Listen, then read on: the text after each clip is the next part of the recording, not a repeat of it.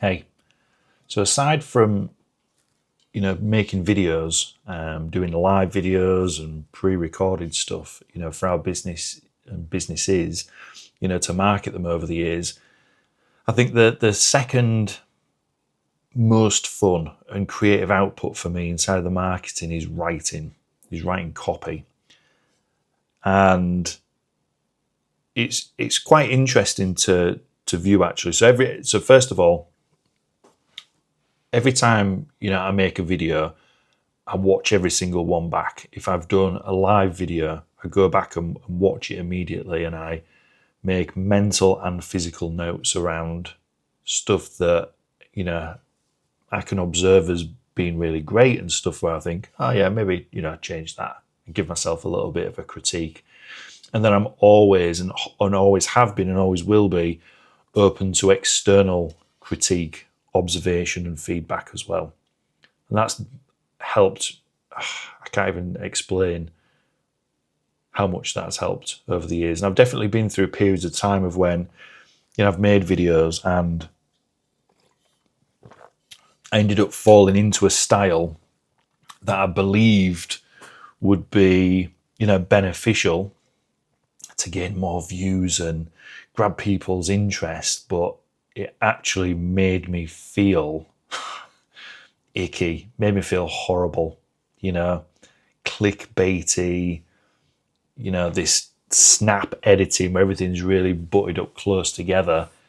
And the reason why that didn't suit me personally, I'm not saying this doesn't work, by the way, but I think really you have to market to your own heart, which sounds a bit wishy-washy, but if I think about the types of people that I have subscribed to, watch videos of, become a bit of a fanboy or learn a lot of things from, they weren't ever the hyper-edited, zooming in and out, type of creator, ever.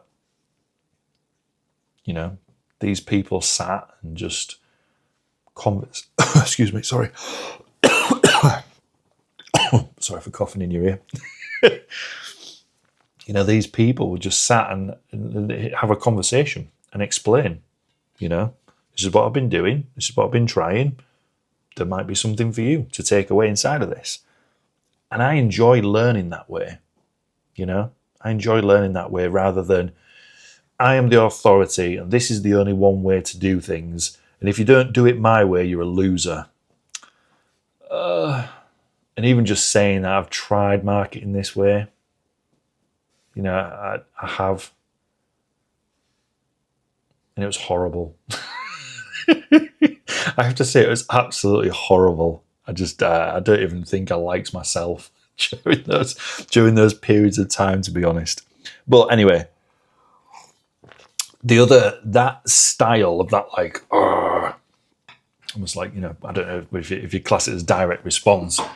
I've also written in that fashion as well, rather than just my own, allowing my inner monologue for then how I would conversate to be turned into words. And I think, writing copy, there's loads of videos, by the way. I didn't realize how many there was on YouTube. Great copywriters, and there's some young guys and girls who are fantastic at this stuff, and then there's some OGs, I guess you would call them, who've made a lot of money and set some of the parameters and standards, for copy over the years.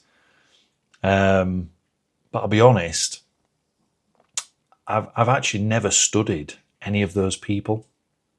I have passively, in a very nonchalant way, girls, sorry, the 3 dogs, we've got 3 Shih Tzus. This is a side quest, this is a rich tangent. We've got 3 Shih Tzus, 2 older girls, 10 and 11 years old, and then we've got a 1-year-old Shih Tzu. And I don't know if you've got dogs, you'll understand, sometimes your dogs can go on this like lick fest and they just love it. Whether you've got girl dogs or boy dogs, They just love licking their genitals, you know. So sometimes you have to just remind them that, you know, you're in a polite environment and maybe just put your leg down a little bit. So if you ever, you know, hear me or see me, you know, just shouting girls, stop doing that. It's not another human in the room, it's the dogs.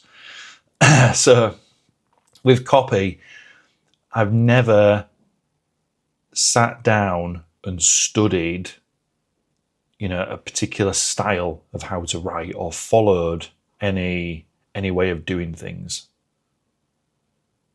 And, you know, with video as well, I've never done that.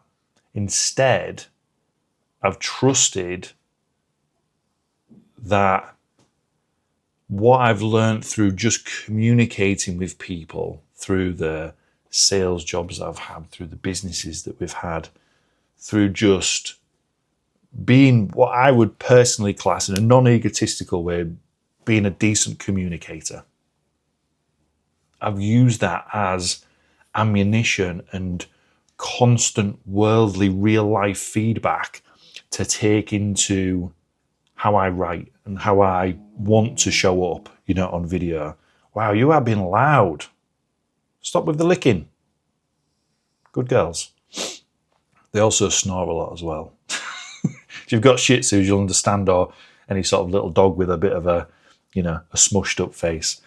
And I swear to you, I attempt to entrust those that we work with any amount of creative flair or inclination to trust that part of themselves, rather than being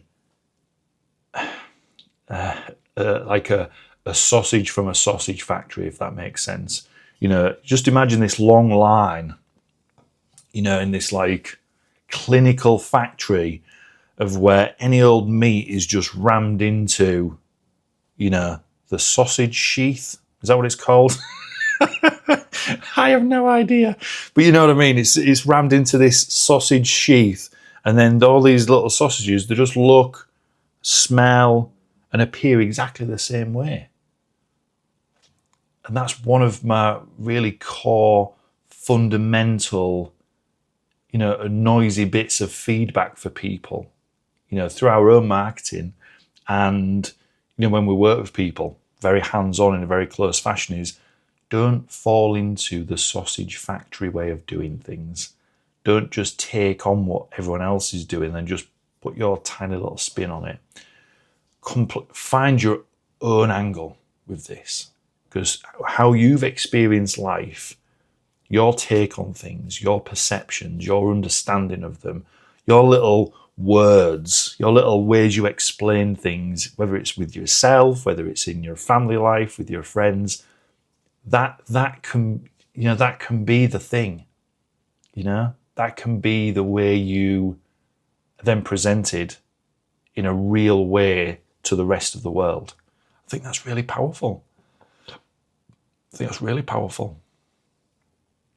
You know, and I've used the written word as well as, you know, presenting myself on video through all these time periods, you know, whether it was in the Mr. Beast level, you know, it's not, I wasn't Mr. Beast, but, you know, like editing everything really chopped up and close together and zooming in and out.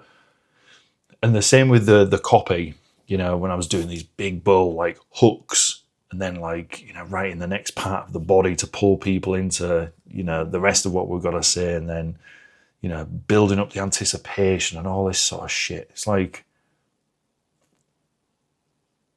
we've seen success, you know, but there has to be long-term sustainability, you know, with how you show up with your marketing. There has to be. Because if you bury yourself so deep for so long by not being yourself, you end up hating yourself. I didn't like myself when I was like having to don this hat and put this suit on and like, like psych myself up to do these videos in a certain way, say as much as I can in the shortest space possible, Because if you didn't fucking watch it, then, you might click off and go somewhere else. Well, just click off and go somewhere else then. Because if your attention span is that short, or what I'm saying doesn't resonate, then you're probably not my people. And that's okay. You know? And the same with the written word. If you don't have the patience to sit down and read something I've written, or the words and the way I'm explaining it and the story that I'm telling through my own lens isn't captivating to you and doesn't spark something in your mind, then that's cool. We're not, I'm not your person and you're not mine. That's fine. That's a good thing. I think the key thing you need to remember, this is just me reminding myself. I'm not telling you what to do. Remember, I'm trying not to make these videos about this. The thing I would try to remind myself is marketing isn't about attracting as many people as possible, or even attracting the right kind of person. It's actually more so about repelling the wrong sort of people. That's how your marketing should serve its purpose, is by being as much, if not more, of a repellent than it is an attracting mechanism. Whatever the word is, you catch my drift. You should be repelling people. You should be putting them off. There will be people who, get served these videos of mine, right?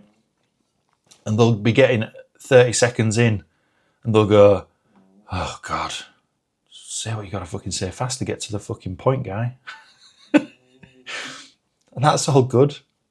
That's cool. There's loads of really fucking cool, smart people with the thing that you want to watch out there. I trust that. Because there's a little bit of something for everybody on the internet, never mind on YouTube,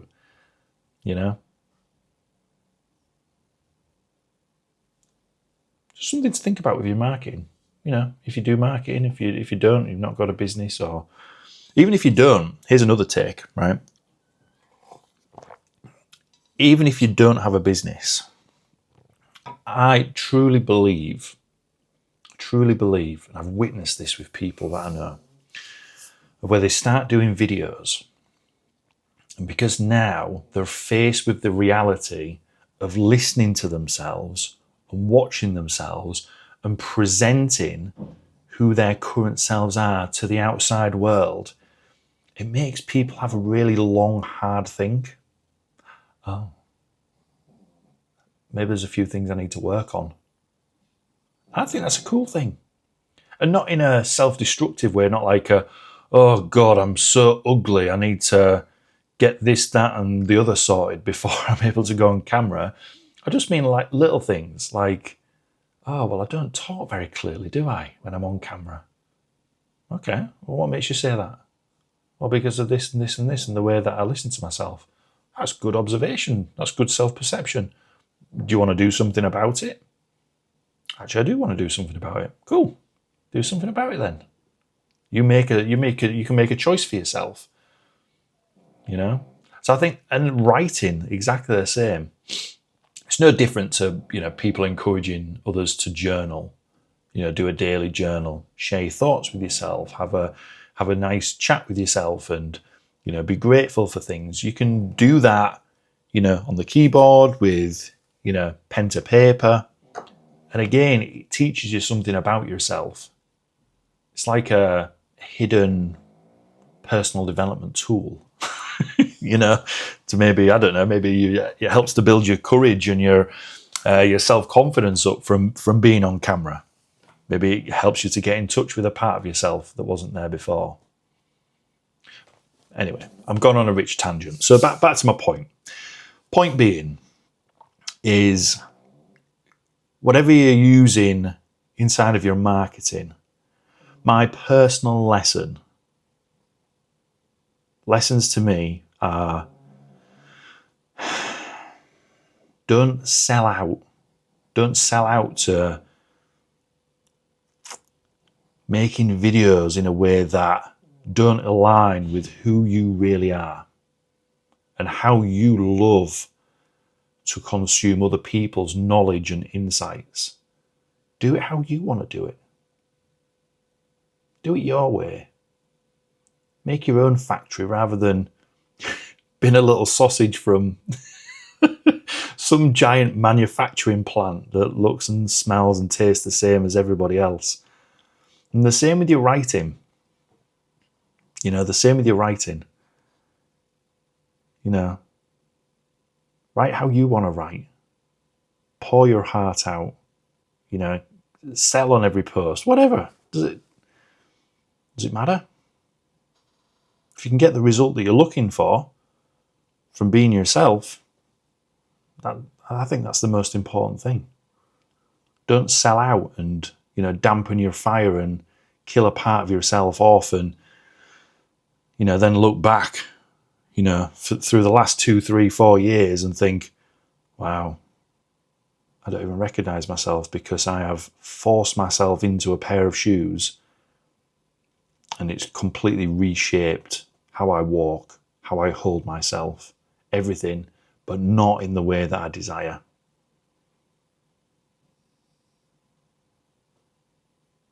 Thanks for tuning in. See you soon.